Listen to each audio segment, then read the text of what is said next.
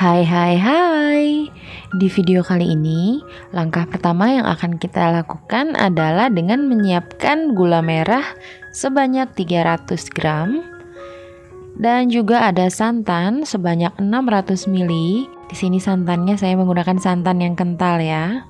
Lalu ada juga daun pandan sebanyak 3-4 helai.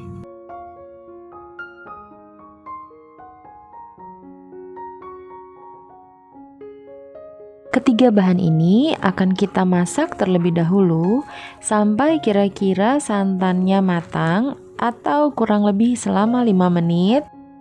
Lalu selanjutnya akan kita matikan api dan kita sisihkan sebentar. Nah, setelah santannya matang, jangan lupa untuk disaring terlebih dulu ya, untuk menyaring kotoran-kotoran yang ada dari dalam gula merah kita. Sambil menunggu santannya berada dalam suhu ruang, selanjutnya kita akan siapkan tepung ketan sebanyak 250 gram dan juga tepung beras sebanyak 50 gram. Di sini jangan lupa untuk diayak terlebih dulu ya. Jika sudah, selanjutnya kita akan masukkan santan yang tadi sudah kita dinginkan. Di sini saya akan masukkan santannya secara bertahap ya, untuk memudahkan kita dalam mengaduk semua adonan supaya bisa tercampur dengan rata. Nah, ini selanjutnya saya akan masukkan kembali santannya sedikit demi sedikit. Lalu akan kita aduk sebentar supaya tercampur rata. Dan terakhir akan saya masukkan santannya semua secara sekaligus. Dalam mengaduk adonan, pastikan semua adonan tercampur rata dan pastikan tidak ada adonan yang masih menggumpal di bagian dasar adonan ya.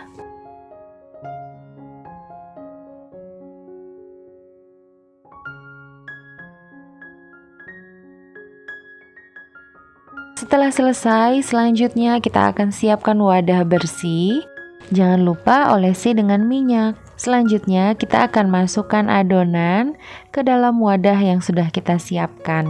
Pada tahap ini kita bisa sambil menyiapkan panci kukusan kita ya. Panaskan kukusan kurang lebih selama 5-10 menit.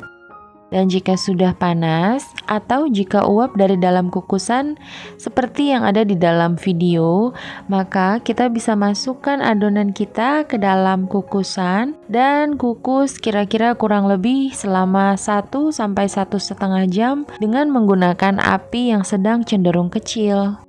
Setelah dikukus selama 1 jam, maka angkat dan dinginkan dodol kukusan kita. Sebaiknya didinginkan kurang lebih selama 1-2 jam ya. Dan lebih baik disimpan di dalam kulkas dulu supaya dodolnya bisa lebih mengeras dan teksturnya juga bisa lebih bagus.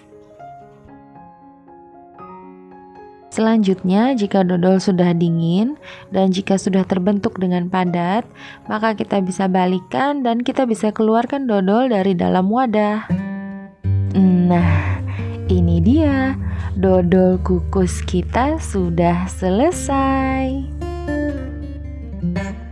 Sekarang kita bisa membuat dodol yang super singkat, super simple dan sangat praktis. Cukup dengan 3 bahan saja dan juga tidak membutuhkan waktu yang lama. Dodol yang satu ini tuh betul-betul lembut banget, rasanya juga enak banget, gurih, wangi, dan teksturnya teman-teman bisa lihat seperti yang ada di dalam video.